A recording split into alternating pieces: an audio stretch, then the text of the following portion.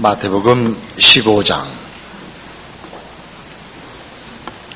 마태복음 15장 32절에서 39절 끝절까지 말씀을 봉독해 드립니다. 마태복음 15장 32절에서 39절까지 말씀입니다.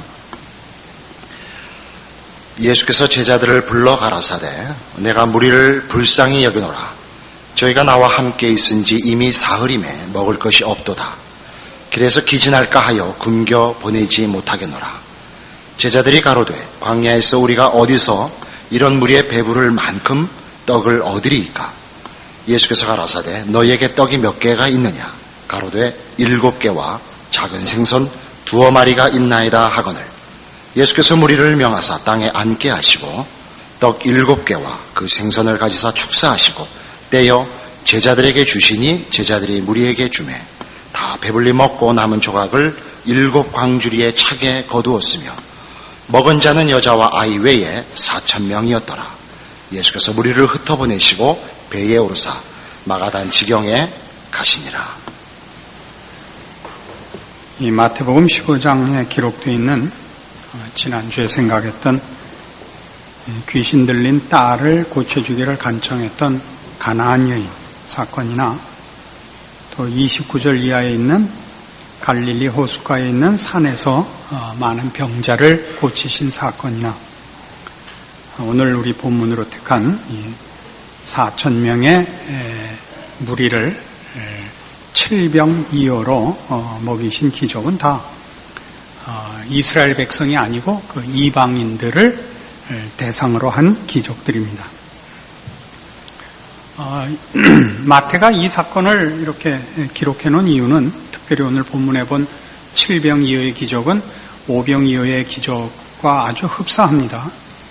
그러니까 기적에 초점이 있는 것이 아니라 이런 하나님의 베푸시는 은혜와 긍휼이 유대인만을 대상으로 한 것이 아니라 이방인들도 그 대상으로 하고 있다 하는데 초점이 있습니다. 지난주에도 우리가 이 문제를 다뤘다시피 유대인들이 가지는 유대인들로서의 그 우월감, 하나님의 백성이라는 그 선민의식 같은 것들은 사실은 지난 2000년 동안 이 신약시대를 사는 기독교인들에게도 공통되게 나타났던 잘못된 그 편견입니다. 십자군 전쟁에서도 그랬고 기독교를 먼저 허락받은 백인들이 가지는 인종차별에 있어서의 저들의 우월감 같은 것도 바탕에 기독교가 깔려 있다는 것은 굉장히 재미있습니다. 오늘날 한국교회에서도 예수를 믿는다는 것이 무엇으로 확인되어야 하느냐 하는 면에 있어서 많은 오해가 있기 때문에 오늘 이 본문을 놓고 우리가 생각하려는 것은 바로 이런 문제, 신자된 자랑이 또는 구별이 어디에서 오는가 하는 것을 살피려고 합니다. 에베소서 2장에 가시면 14절 이하의 말씀에 꼭 기억해야 될 말씀이 기록되어 있습니다. 에베소서 2장 14절입니다. 그는 우리의 화평이신지라 둘로 하나를 만드사 중간에 막힌 담을 허시고 원수된 것 곧 의문에 속한 계명의 율법을 자기 육체로 폐하셨으니 이는 이 둘로 자기 안에서 한 세 사람을 지어 화평하게 하시고 또 십자가로 이 둘을 한 몸으로 하나님과 화목하게 하려 하심이라. 원수된 것을 십자가로 소멸하시고 또 오셔서 먼데 있는 너희에게 평안을 전하고 가까운 데 있는 자들에게 평안을 전하셨으니 이는 저로 말미암아 우리 둘이 한 성령 안에서 아버지께 나아감을 얻게 하려 하심이라. 그리스도의 사역이신 그 십자가가 하나님과 죄인된 인간을 화목시키기 위한 것이라 하는 것을 우리는 다 알고 있습니다. 그러나 이 화목 속에는 유대인과 이방인의 구별이 없다 하는 내용이 전제되어 있다고 오늘 이 본문이 소개합니다. 유대인도 십자가가 필요하고 이방인도 십자가가 필요하다는 것은 유대인이 이방인보다 나을 것이 그 조건과 자격에서 이방인보다 유대인이 나은 것이 없습니다. 이건 참으로 의미심장한 것이고 유대인들로서는 이것이 참 억울한 것이 되고 말았습니다. 유대인들은 저들만이 하나님의 백성이요, 그 하나님 백성된 표로서 율법과 할례를 가지고 있다고 믿었습니다. 그 많은 제사 제도나 또는 저들이 진심을 기울여 세운 성전들이 저들에게 있어서는 자기네들의 선민의식과 하나님 자녀된 보이는 뚜렷한 증거였습니다만은 예수님께서 오셔서 저들이 이방인과 동등하게 십자가를 통해서만 구원을 얻을 수 있다라고 얘기하신 것은 저들에겐 이해할 수 없는 문제고, 그래서 메시아이신 예수까지 배척하게 된 것입니다. 근데 이 유대인들이 나은 것이 없다, 유대인들이 이방인보다 나을 조건이 없다 하는 것은 예를 들면 로마서 2장에 있는, 우리 지난주에 살펴봤는데 한 번 더 봅시다. 로마서 2장 23절 이하 이 말씀이 근거가 됩니다. 로마서 2장 23절, 율법을 자랑하는 내가 율법을 범함으로 하나님을 욕되게 하느냐? 기록된 바와 같이 하나님의 이름이 너희로 인하여 이방인 중에서 모독을 받는도다. 내가 율법을 행한즉 할례가 유익하나 만일 율법을 범한즉 내 할례가 무할례가 되었느니라. 그런즉 무할례자가 율법의 제도를 지키면 그 무할례를 할례와 같이 여길 것이 아니냐. 또한 본래 무할례자가 율법을 온전히 지키면 의문과 할례를 가지고 율법을 범하는 너를 판단치 아니하겠느냐.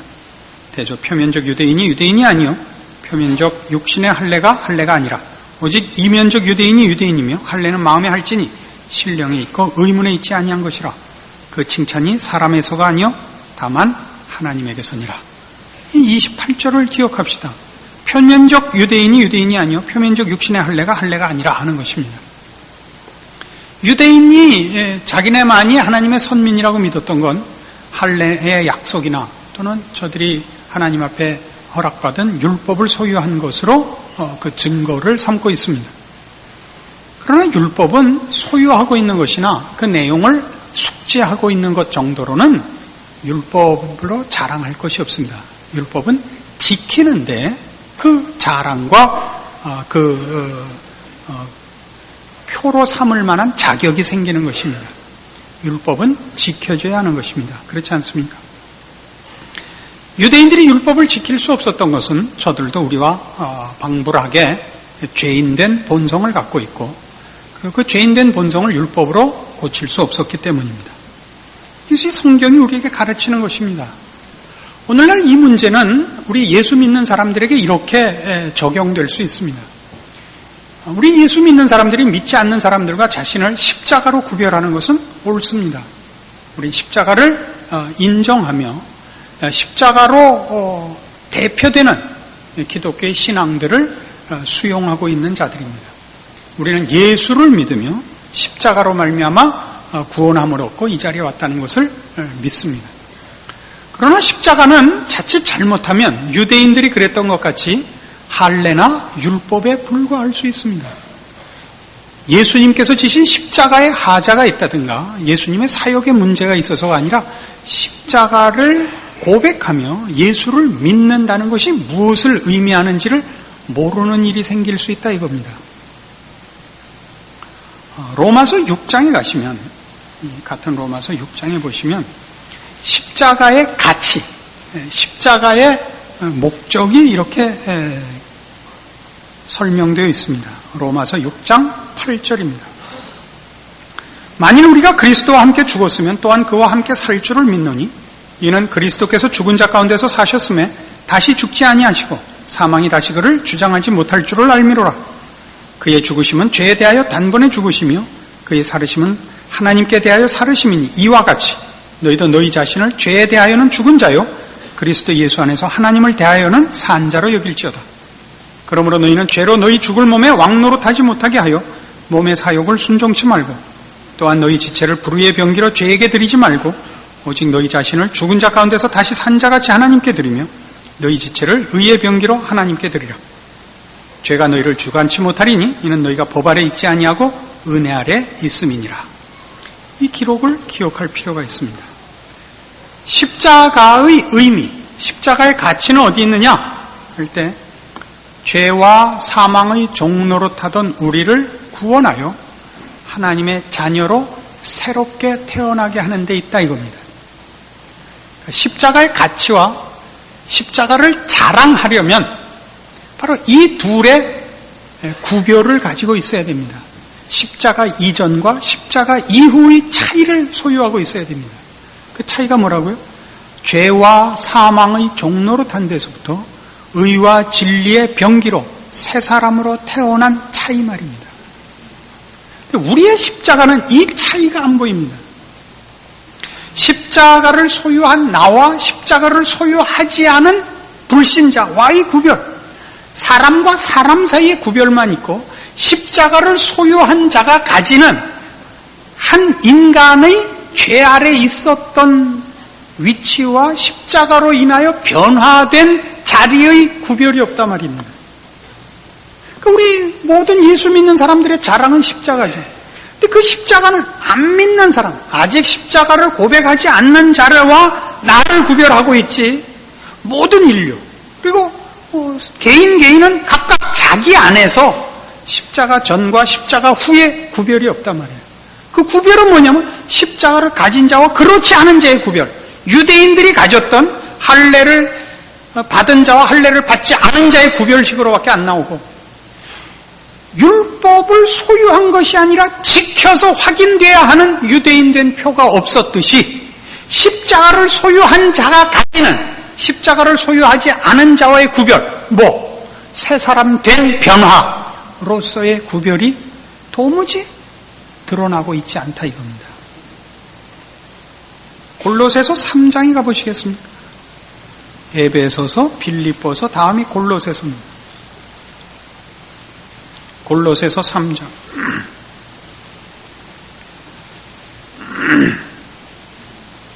그러므로 너희가 그리스도와 함께 다시 살리심을 받았으면, 골로새서 3장 1절입니다.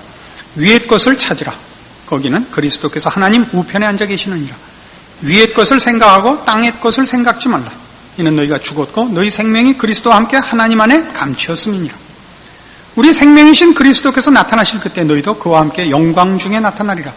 그러므로 땅에 있는 지체를 죽이라. 곧 음란과 부정과 사욕과 악한 정욕과 탐심이니 탐심은 우상 숭배니라. 이것들을 인하여 하나님의 진노가 임하느니라. 너희도 전에 그 가운데 살 때에는 그 가운데서 행하였으나 이제는 너희가 이 모든 것을 벗어버리라. 곧 분과 악의와 회방과 너희 입에 부끄러운 말이라. 너희가 서로 거짓말을 말라. 옛사람과 그 행위를 벗어버리고 새 사람을 입었으니 이는 자기를 창조하신 자의 형상을 쫓아 지식에까지 새롭게 하심을 받는 자니라. 이 새 사람이 되어야 됩니다. 이 새 사람은 윤리와 도덕적 차원에서의 새 사람이 아니라 영적인 차원에서의 새 사람입니다. 윤리와 도덕보다 훨씬 더 고급하고 더 놀라운 것으로 이 새 사람은 채워질 것입니다. 에베소서 4장에서는 의와 진리의 거룩함을 지으심을 받은 새 사람을 입으라로 되어 있는데, 그것이 그 앞에 뭘로 더 분명하게 묘사되어 있냐면 하나님을 따라라고 되어 있습니다. 여기 지금 읽은 10절에도 새 사람을 입었으니 이는 자기를 창조하신 자의 형상을 쫓아라고 되어 있는 것과 같습니다. 우리는 바로 이런 면에서 십자가를 증거해야 됩니다. 우리가 십자가를 자랑하며 십자가를 앞세울 때는 십자가를 고백하는 우리의 지금의 변화, 새 사람 된 다름으로서만 십자가는 가치를 인정받는 것입니다. 이 새 사람 된 변화가 없으면 십자가는, 옛사람과 비교되지 않는 십자가는 그건 인종차별, 세상의 것으로 가지는 각각 어떤 사람이나 가지는 우월감에 불과합니다. 그 우월감은 성경을 근거로 한 것이 아니라 자기 멋대로 가진 근거에 의한 우월감에 불과해집니다. 이런 일들은 말하자면 예수 그리스도의 사역, 특별히 십자가로 대표되는 예수 그리스도의 사역의 그 내용을 전체적으로 이해하지 못한 탓이 아닌가 싶습니다. 에베소서 3장에 가보십시다. 골로새서 앞에 빌립보서, 그 앞에 에베소서입니다. 에베소서 3장 8절입니다.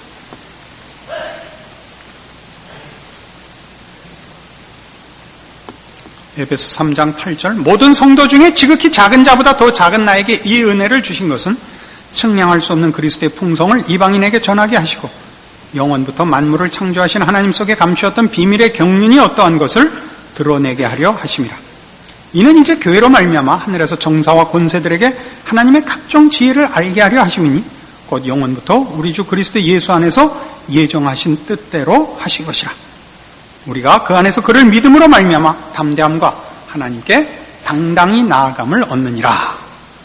하나님의 모든 비밀을 어디서 드러낸다 그러느냐면 10절에 있는 바와 같이 이는 이제 교회로 말미암아 하늘에서 정사와 권세들에게 하나님의 각종 지혜를 알게 하려 하심이라 이겁니다.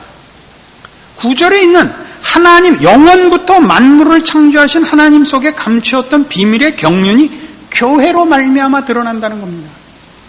여기서 말하는 교회는 이 조직교회를 말하지 않습니다. 이 건물로 상징되는 이 조직체를 말하는 것이 아니고 성경에서 교회라 할 때는 보이지 않는 교회를 말하고 보이지 않는 교회라는 건 예수 그리스도를 머리로 하는 모든 성도들을 그 몸으로 부른 그래서 그리스도를 머리로 하여 성도들이 그 몸된 연합체를 교회라고 합니다. 그러니까 교회는 구약시대 이스라엘 하나님의 백성의 대표적인 명칭이 이스라엘이었던 것 같이 신약시대에 이르러서 하나님의 백성들의 총칭이 교회입니다. 이 교회는 그리스도의 몸이며 그리스도와 신비하게 결합되어 있는 연합체입니다. 그래서 뭘 하려고 하느냐? 같은 에베소서 1장 17절 이하에 보시면 교회를 왜 세웠느냐? 이런 이유로 세웠답니다. 에베소서 1장 17절 우리 주 예수 그리스도의 하나님 영광의 아버지께서 지혜와 계시의 정신을 너희에게 주사 하나님을 알게 하시고 너희 마음 눈을 밝히사 그의 부르심의 소망이 무엇이며 성도 안에서 그 기업의 영광의 풍성이 무엇이며 그의 힘의 강력으로 역사하심을 따라 믿는 우리에게 베푸신 능력의 지극히 크심이 어떤 것을 너희로 알게 하시기를 구하노라. 그 능력이 그리스도 안에서 역사하사 죽은 자들 가운데서 다시 살리시고 하늘에서 자기 오른편에 앉히사 모든 정사와 권세와 능력과 주관하는 자와 이 세상뿐 아니라 오는 세상에 일컫는 모든 이름 위에 뛰어나게 하시고 또 만물을 그 발 아래 복종하게 하시고 그를 만물 위에 교회의 머리로 주셨느니라. 교회는 그의 몸이니 만물 안에서 만물을 충만케 하시는 자의 충만이니라. 교회를 세운 이유가 뭐냐? 하나님께서 우리를 부르신 목표를 이루시려고 우리에게 채우시려는 모든 하나님의 충만하신 것들을 채우시려고 교회를 세웠다고 합니다. 18절에 있는 바와 같이 너희 마음 눈을 밝히사 그의 부르심의 소망이 무엇이며 성도 안에서 그 기업의 영광의 풍성이 무엇인지 그 기업의 풍성 하나님의 자녀로 부름을 받는 자들의 영광스러운 목적지를 우리에게 알게 하기를 원하는데 바울이 그걸 위하여 교회를 세웠다는 겁니다. 하나님께서 우리를 예수 그리스도와 묶으사 예수 그리스도로 말미암아 우리 안에 하나님께서 목표한 모든 것을 이루시며 완성하시며 채우기까지 실패하는 일이 없도록 이 연합체를 만들었다고 합니다. 이걸 같은 에베소서 4장 13절에서는 이렇게 표현합니다. 에베소서 4장 13절 우리가 다 하나님의 아들을 믿는 것과 아는 일에 하나가 되어 온전한 사람을 이루어 그리스도의 장성한 분량이 충만한 데까지 이르리니 이는 우리가 이제부터 어린아이가 되지 아니하여 사람의 괴술과 간사한 유혹에 빠져 모든 교훈의 풍조에 밀려 요동치 않게 하려 함이라. 오직 사랑 안에서 참된 것을 하여 범사에 그에게까지 자랄지라. 그는 머리니 곧 그리스도라. 그에게서 온몸이 각 마디를 통하여 도움을 입음으로 연락하고 상합하여 각 지체의 분량대로 역사하여 그 몸을 자라게 하며 사랑 안에서 스스로 세우느니라. 교회라는 것이 왜 필요하냐? 예수 그리스도가 우리의 머리가 되어 우리를 그 몸으로 불러 머리가 그 몸을 자라게 하며 몸에 필요한 것을 공급하는 이 연합체를 만들어 하나님이 십자가로 말미암아 시작하신 모든 일을 완성하시려 한다 이겁니다. 그러니까 우리가 십자가를 앞세울 때는 그 십자가 속에 이 교회가 포함되어 있어야 됩니다. 십자가로 인하여 십자가 전에 우리가 죄와 사망 아래 있었던 자리로부터 부름을 받아 새롭게 태어나 하나님의 백성으로 태어나 어디로 보내지느냐 하면 그리스도의 몸으로 보내집니다. 그 안에서 자라남으로써 우리 아까도 인용한 바와 같이 하나님을 따라 의와 진리의 거룩함으로 지으심을 받은 새 사람을 입으라. 이 새 사람의 완성과 충만과 영광과 승리의 자리에 가는 일을 이 교회로 이루십니다. 이 일을 위하여 그리스도께서는 지금도 하늘 보좌 우편에서 제사장 직분을 수행하고 계십니다. 그러니까 여러분이 십자가를 내세울 때는 그 십자가 속에 이 교회가 있어야 되고, 이 교회는 곧 달라진 나, 하나님을 따라 의와 진리의 거룩함으로 지으심을 받은 새 사람 된 변화가 있고야 십자가는 자랑이 될 수 있는 것입니다. 이 뒷부분이 한국교회에 거의 소개되어 있지 않는 것 같습니다. 그러니까 무슨 자랑밖에 없냐면 십자가의 자랑밖에 없는데, 십자가 속에 이 교회가 없게 되면 이 십자가는 소유했느냐 안 했느냐의 구별밖에 없어지죠. 유대인들이 그랬던 것처럼 할례 받았냐 안 받았냐, 율법을 아냐 모르냐만 있지 행하는 비교가 없잖아요. 행하는 비교. 예레미야 7장 우리 여러 번 인용했던 것인데 기억나세요? 너희는 이것이 여호와의 전이라 여호와의 전이라 여호와의 전이라 하는 거짓말을 믿지 말라. 그게 뭐였어요? 너희가 이 성전 지어놓고 제사 지내고 다 쓸데없다. 공의를 행하지 않는다면. 너희가 이 성전을 짓고 여기 와서 제사를 드리느냐? 그럼 하나님의 자녀답게 살아라 이거예요. 그 삶은 살지 않으면서 성전 지은 것으로 제사 지내는 것으로 너희가 하나님의 백성이라고 믿느냐? 아니다 이거예요. 아니다. 여러분 십자가를 믿고 십자가를 고백하며 주를 믿는다고 자랑하십니까? 그러면 여러분 달라야 되는 것입니다. 뭘로 달라야 돼요? 새 사람으로 달라야 되는 것입니다. 하나님의 사람으로의 내용과 자라남이 있어야 되는 겁니다. 이 부분이 없기 때문에 우리는 유대인들이 그랬던 것처럼 십자가를 믿느냐 안 믿느냐, 소유했느냐 안 했느냐밖에 비교할 줄 모르고 이스라엘 백성들이 성전을 지었던 것 같이 예수 믿는 자들이 하는 종교적 형태의 운동들만 하고 있습니다. 행사만 있어요. 신앙이 살고 노력하고 채우는 싸움이 아니라 겉으로 드러나는 싸움만 해요. 이건 뭐 사실은 이것 자체를 비난할 문제는 아니지만 그런 차원에서 한국교회는 전도를 하고 있다고 생각이 됩니다. 십자군 전쟁하는 것 같아요.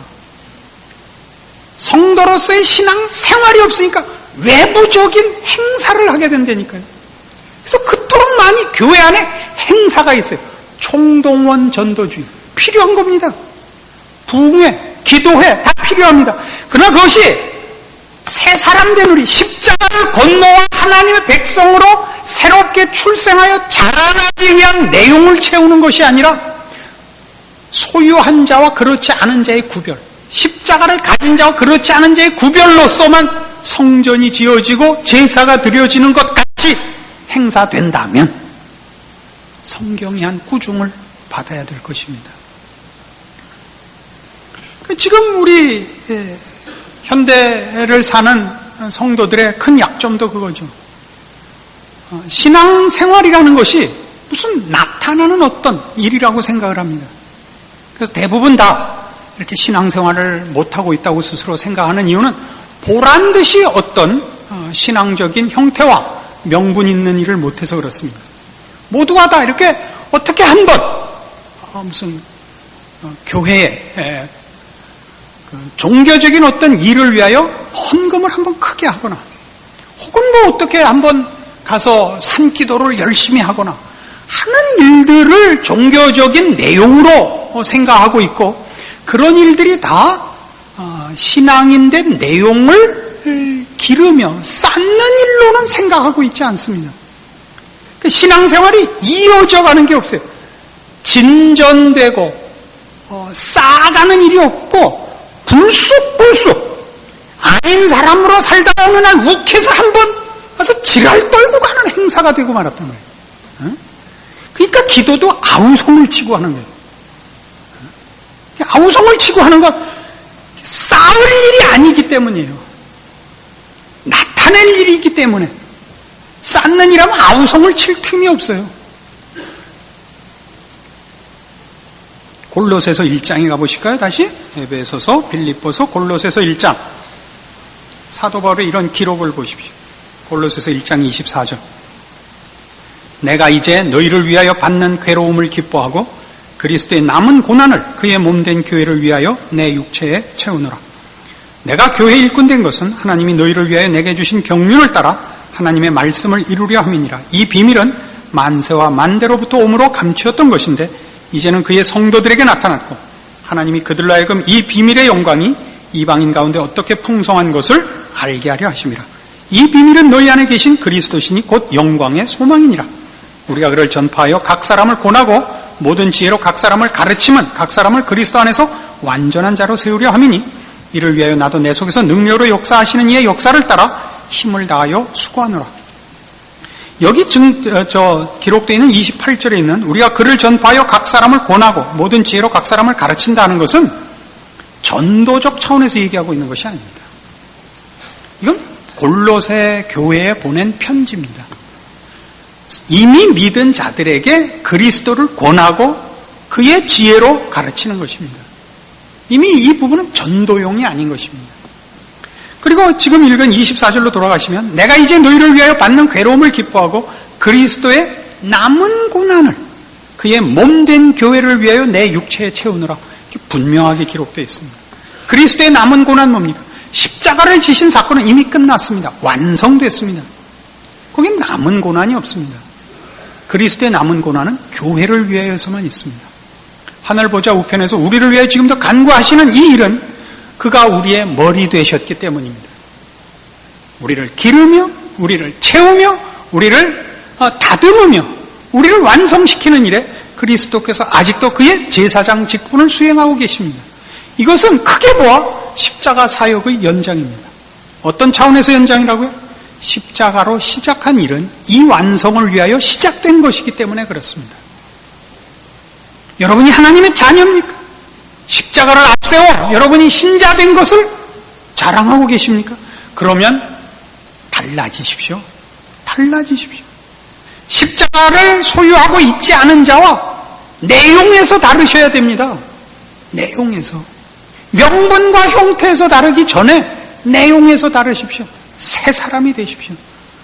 하나님을 따라 의와 진리의 거룩함으로 지으심을 받은 그 변화가 여러분 인격과 내용에 삶의 원리에 있는 자가 되십시오. 이 싸움은 매일 해야 되는 싸움이요. 여러분의 신앙적인 승리는 그래서 매일매일의 현실 속에서 신자로서 겪는 일상생활 속에서 체득되는 것입니다. 기도원 가서 기도해서 생기지 않습니다. 주를 위하여 몸을 불살라 생기지 않습니다. 여러분의 자랑은 소유와 무지와 비교되는 것이 아닙니다. 여러분이 믿고 여러분이 이제 와 있는 이 자리, 그래서 변화된 옛 나와 지금의 나의 비교며 예수를 알지 못하면 쫓아올 수 없는 내용과 경지에서 그렇습니다. 이 싸움을 여러분들이 하셔야 되고 여러분의 자랑은 십자가가 가진, 십자가 우리를 요구한 교회 안에서의 완성으로 나타나줘야 할 것임을 기억하시고 실패 없는 신자의 삶이 되기를 바랍니다. 기도하십시다. 하나님 아버지 은혜를 감사합니다.